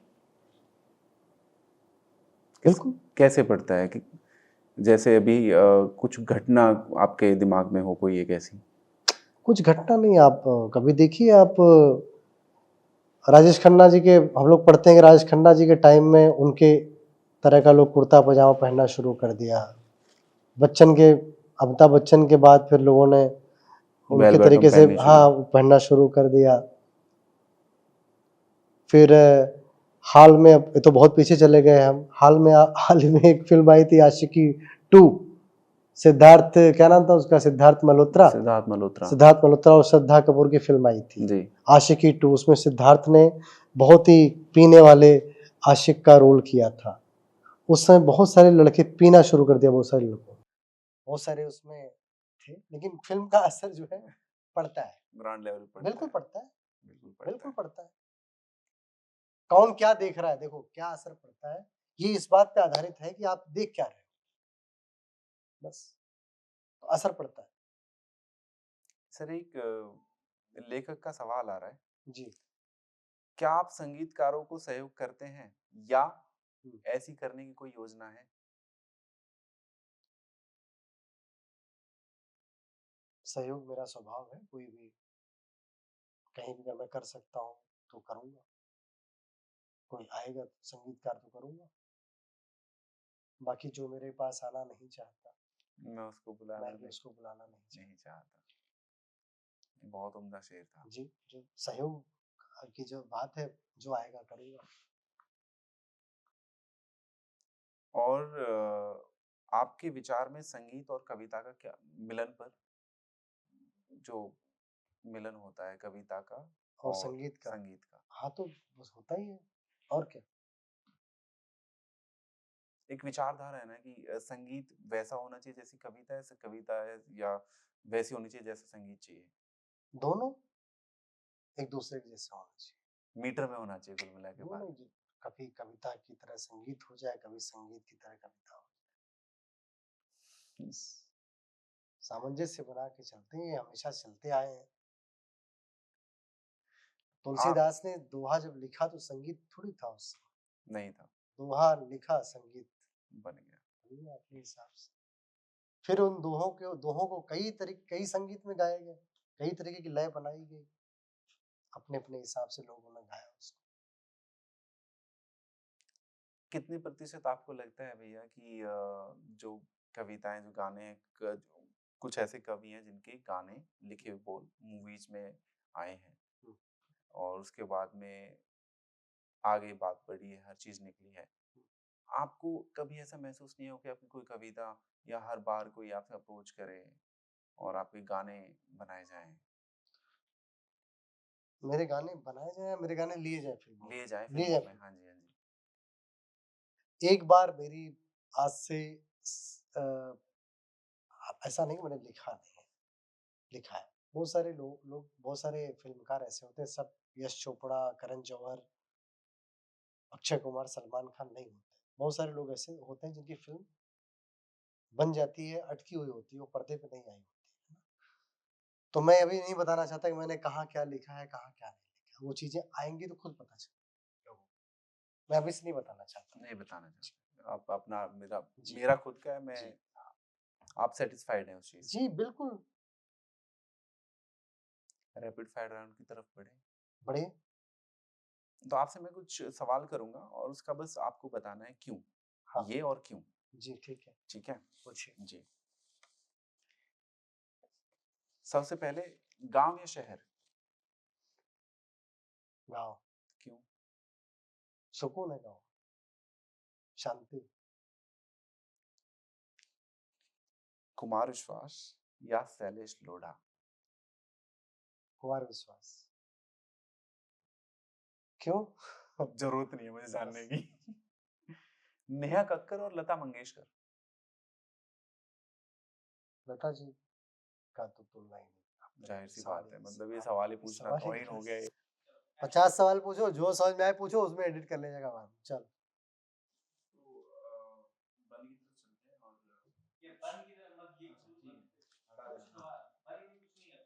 अगले सवाल की तरफ चलते हैं, अगले सवाल की तरफ। अगले सवाल की तरफ चलते हैं जी।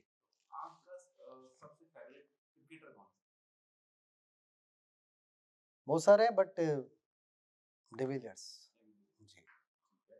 और कभी ऐसा हुआ है कि बचपन में टीचर से मार पड़ी? पढ़ी है, बहुत पढ़ी है। लास्ट टाइम मम्मी से मार? लास्ट टाइम मेरी मम्मी से मार मुझे कब पड़ी थी? 10 साल हो गए। जी। घटना याद हो? घटना तो नहीं बता सकता, शेयर बस हाँ मार पड़ी थी, ये बता सकता हूँ।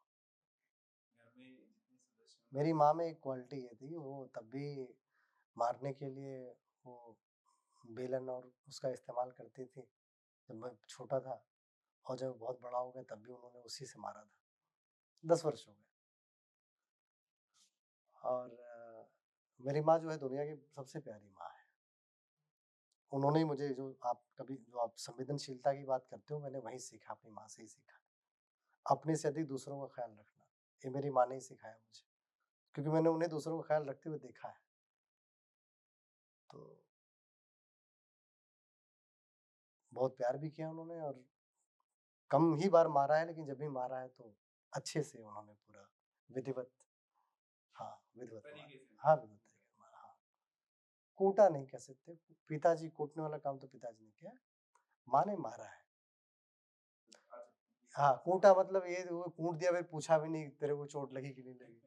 माँ ने मार दिया तो फिर पूछा भी कि हाँ बेटा ये गलती आगे से मत करना, इसको बोलते हैं मार मार दिया माँ ने। पिताजी, कूटना जो शब्द है वो पिताजी साथ यूज कर सकते हैं, हाँ उन्होंने कूटा, ऐसा। कोई ऐसी घटना जो अच्छी हो और आप कभी भूलना नहीं चाहते, जिसने आपका जीवन बदल दिया? कोई ऐसी घटना, एक ऐसी घटना नहीं, बहुत सारी ऐसी घटनाएं हैं जिन्होंने जीवन में बदल दिया। जैसे मेरे नाना जी का निधन हो गया, मेरे ननिहाल में ही मैं पला बड़ा हूँ। 24-25 साल जीवन के मैंने अपने ननिहाल में बिताए हैं, और मेरे नाना के निधन के बाद अचानक ऐसा हो गया कि जहाँ मैंने 24-25 साल बिताए हैं, वहाँ अब 24-25 मिनट भी मैं नहीं बिता पाता, ना मेरी इच्छा होती बिताने की। वो अध्याय ही मुझे लगता है कि उनके साथ समाप्त हो गया। परिवार में कोई ऐसा सदस्य है जिसके बारे में सोचते ही आप भावुक हो जाते हैं? माँ, भाई मेरा छोटा, जी जी। कोई ऐसा किस्सा भाई को कभी डांटा हो या फिर भाई ने कुछ बोला हो? भाई मेरा ऐसा है कि मैं डांट दूं तो जवाब तक नहीं देता है, और उसे अपने से ज्यादा मेरी फिक्र रहती है, मेरे सम्मान की, मेरी प्रतिष्ठा की। मैं आज भी उससे कहता हूँ थोड़ा अपनी इज्जत का ध्यान रखो, तो बोलता है अरे मुझे क्या इज्जत की चिंता, आप बस आपका चलो बना रहना चाहिए। हाँ हाँ हाँ, वो बोलता है हाँ। मैं कई बार उससे कहता हूँ चलो मैं तुम्हारा काम यहाँ लगवा देता हूँ, बोलता है आप हो ना करने के लिए, क्या है मेरे को मम्मी पापा का ख्याल रखने दो सबका, इस तरह की बात वो करता है। हाँ, जैसे तमाम मैं देखता हूँ कि गांव में घरों में जमीन का बंटवारा लेकर के ऐसे ऐसे हो जाता है, लोग बांट लेते हैं इधर, भाई भाई में मुकदमे चलते हैं, केस क्या क्या चलता है, क्या क्या झगड़े चलते हैं। मुझे नहीं लगता, कभी मैं सोच भी नहीं सकता कि हमारे और मेरे भाई के बीच में कभी कुछ ऐसा हो सकता है, कुछ। कोई ऐसी दोस्ती की कहानी कॉलेज के दिनों में जी, जिसको सुनते ही आज भी ऐसा लगता है कि खड़े हो जाए कुछ? मेरे बचपन में दोस्त थे, एक दो दोस्त हैं जिन्हें मैं आज भी याद करता हूँ। एक कहानी उनके साथ की थी जो बताना नहीं, एक राजेश, एक राजेश करके है, पूरा नाम नहीं लूंगा, बस वही समझ जाए, लोगों को समझने की जरूरत है, वही समझ जाए। राजेश करके एक मेरा दोस्त है, सूरज करके मेरा दोस्त है। तो बहुत प्यारा समय हम लोगों ने बिताया एक दूसरे के साथ, टिफिन शेयर करना, ख्याल रखना। स्कूल छूट गया कक्षा 8 के बाद हम लोग अलग अलग हो गए, लेकिन उसके बाद भी उसके घर में ढूंढते हुए गया था एक बार कि वो कहाँ रहता है। हाँ, ऐसे ही मेरा मन हो गया कि और मैं ढूंढते हुए पहुंच गया उसके घर, और एक 2 दिन 3 दिन हम लोग साथ रहे। तो 2 दोस्त हैं मेरे, बाकी उसके बाद फिर दोस्ती वाला समय वही रहता है, फेज जो बचपन में जो आप रहते हैं ना, जब टिफिन आप शेयर करते हैं, जब आपको ये नहीं लगता अरे इसका जूठा नहीं, जब आपको मजा आता है उसे किसी को खिलाने में, उसके साथ खाने में, वहां सिर्फ दिल काम करता है, दिमाग काम नहीं करता, निश्चल निष्कपट मन रहता है, मैल नहीं रहता उस समय मन में। तो वो एक बड़ा पवित्र समय होता है। हाँ, बचपन। बचपन तो हाँ, सबकी जो असली वाली दोस्ती वही वही होती है बचपन में ही, उसके बाद फिर समझौते होते हैं। कॉलेज के दिनों में या फिर स्कूल के टाइम पे ज्यादा होती बंक क्लास जी, कितनी? नहीं बंक, स्कूल तो मैंने बंक नहीं किया, क्लास जरूर बंक की स्कूल का भी बंक है। स्कूल हाँ एक आध बार कर दिया होगा, शक्तिमान के चक्कर में। जी, शक्तिमान, हाँ शक्तिमान चक्कर में एक आध बार किया है। एक हमारे, तो उस समय शक्तिमान के चक्कर में अगर आप सीरीज, अगर आप स्कूल अगर आप बंक करते थे शक्तिमान के चक्कर में, तो कुछ ऐसे लोग भी होते थे पड़ोसी जो कपाला जैसे होते थे, याद है आप, वो लोग बता देते थे। तो फिर हाँ हाँ, तो पिटाई भी होती थी। क्लास में बंक करता था, मेरे गणित के टीचर थे, उनकी क्लास थोड़ा बंक करता था, नहीं भाग जाता था, बाद में आता था उनकी क्लास जब खत्म हो जाती थी। कोई ऐसी बात अगर आप उस इतिहास को दोबारा से रिपीट करना चाहें ठीक करने के लिए, स्कूल की या बचपन की कोई ऐसी याद जी, वो फिर से आप उधर चाहें तो क्या बदलाव लेके आएंगे, कौन सी ऐसी बात? पहले तो सब अच्छा था, बदलाव तो अब के समय में होना चाहिए, पहले तो सब ठीक था, पहले बोरियत नहीं थी, है ना, लोग एक दूसरे के साथ बैठना पसंद करते थे हर जगह, गांव में लोग चबूतरे बैठा करते थे, भीड़ लगती थी, है ना, हर चबूतरे पे आपको 10 लोग बैठे हुए गांव मिल जाते थे, चर्चा करते थे, एक दूसरे के काम आते थे। अब सब, अब आपको गांव में भी आपको नहीं, मतलब सब अपने अपने घरों में कैद रहते हुए आपको मिलेंगे, कोई कनेक्ट नहीं है एक दूसरे से, अब वो कनेक्शन पहले सा नहीं है, पहले सा। मैं अगर ये चाहूँ कुछ बदलाव, तो मैं ये चाहूंगा कि फिर से उस तरह का दौर आए। मैं जब अपने गांव में जाता हूँ, अभी मैं बचपन का समय याद करता हूँ, तो मेरे गांव बड़ा शोरगुल होता था, कहीं इस गली में बच्चे खेल रहे हैं, कहीं उस गली में खेल रहे हैं, कहीं चाचा लोग बैठे हुए हैं, कहीं दादा लोग बैठे हुए हैं, कहीं दादियां आपस में बैठ के बात कर रही हैं। आज जब मैं अपने गांव में जाता हूँ तो सब कोई देखने के लिए नहीं मिलता है, सब व्यस्त, कोई आदमी नहीं दिखता है, कुछ लोग दिखते हैं तो अपने काम से कहीं गए आए, कहीं कोई 4 लोग साथ में बैठे हुए नहीं दिखते। हाँ, जमाना चला हाँ वो जमाना गया। वो वापस वही ठीक करना चाहते हैं। हाँ, अगर ऐसा बदलाव हो तो फिर ऐसा हो कि सब एक दूसरे के साथ उठे बैठे समझें, ये बदलाव लाना चाहता हूँ। बचपन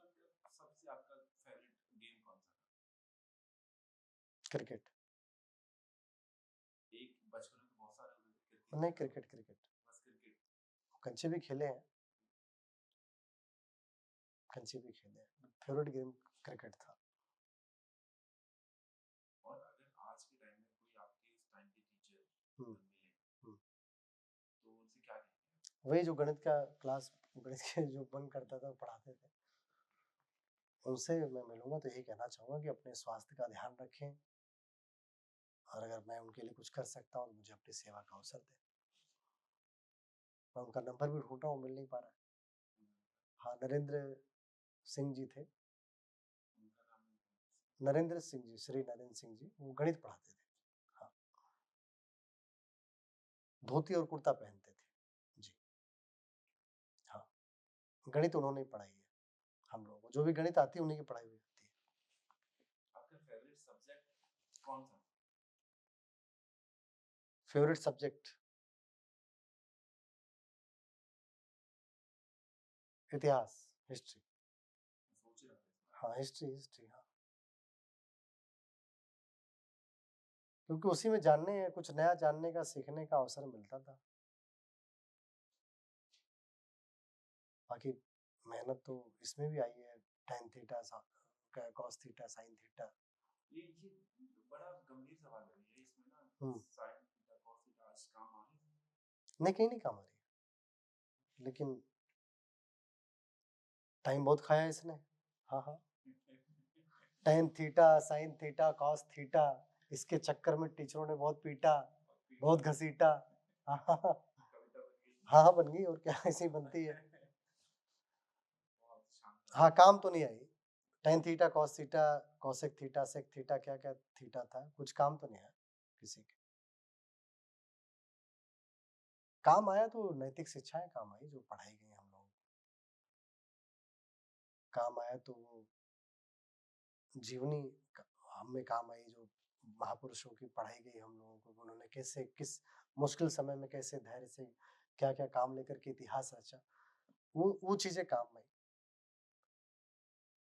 बाकी ये तो, और tan थीटा cos थीटा ही नहीं, ये जो आपका CO2 O2, ये भी हम, मेरे तो कोई काम नहीं आया, बाकी किसी काम आया हो। आया होगा फिजिक्स केमिस्ट्री, ठीक है, आया होगा। मुझे लगता है अभी क्या है, व्यवहारिक जीवन में आप कितना अच्छा किसी को समझ सकते हैं, कितना अच्छा आप व्यवहार कर सकते हैं, कितना अच्छा आप विपरीत परिस्थिति में लोगों को आप डील कर सकते हैं, कितना अच्छे तरीके से आप अपनी छवि अच्छी बना सकते हैं, अपना अच्छा व्यवहार कर सकते हैं। ये व्यवहारिक ज्ञान अगर आपको पता है ना, तो इनफ है, काफी है जी। जी,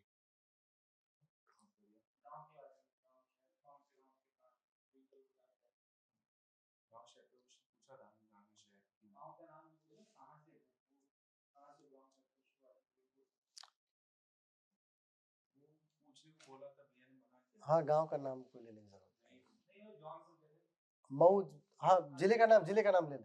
जी जी जी।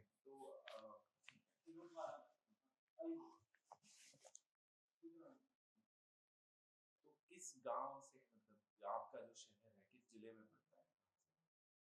मऊ जिला पड़ता है जी। पहले वो आजमगढ़ ही था, फिर वो अलग से कट के जिला बना, मऊ नाथ भंजन। लेकिन मेरी पढ़ाई लिखाई सब जौनपुर में हुई, ननिहाल में।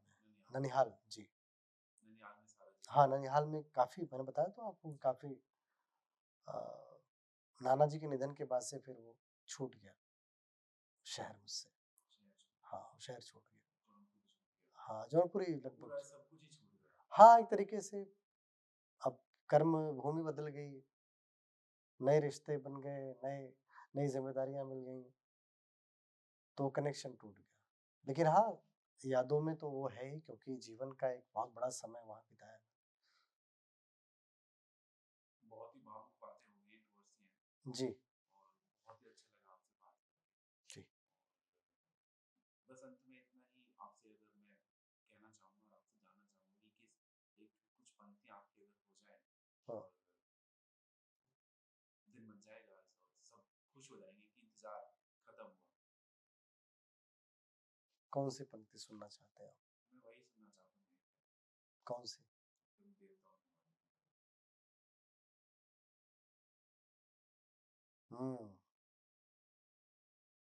वो लाइन तो सुन करके इतनी रील वील बन चुकी है, उसे कुमार जी ने भी सुना दिया, अपनी कथाओं में भी सुना दिया, वो लोग सुन चुके हैं। जब ये सब सुन चुके हैं, मेरी भी अच्छा है कि वो मैं भी आपसे ऐसे सुनूं, क्योंकि अपने सामने सुना है, मैंने वीडियोस में देखा है। हाँ, मैं वो महसूस करना चाहता हूँ आपके बारे में। तो वो मैं सुना देता हूँ, सुना दूँ? चलिए ठीक है। तो उसकी छोटी सी भूमिका है कि भगवान कृष्ण जब गोकुल छोड़ करके मथुरा जा रहे थे, तो उन्हें राधा ने, गोपियों ने बहुत रोका था, और भगवान कृष्ण ने तब उनसे वादा किया कि वो लौट करके आएंगे। लेकिन उसके बाद फिर उनके लौटने का प्रसंग कहीं पर नहीं मिलता। राधा और गोपियाँ बहुत रोकती हैं उनको, बहुत रोती हैं, बहुत बड़े विरह का उसमें जिक्र करते हैं कहानीकार लोग, उद्धव जी समझाते हैं। तो उस समय जो गोपियों का और राधा का जो दर्द था, वो इमेजिन करके मैंने भगवान कृष्ण से वो सवाल पूछा था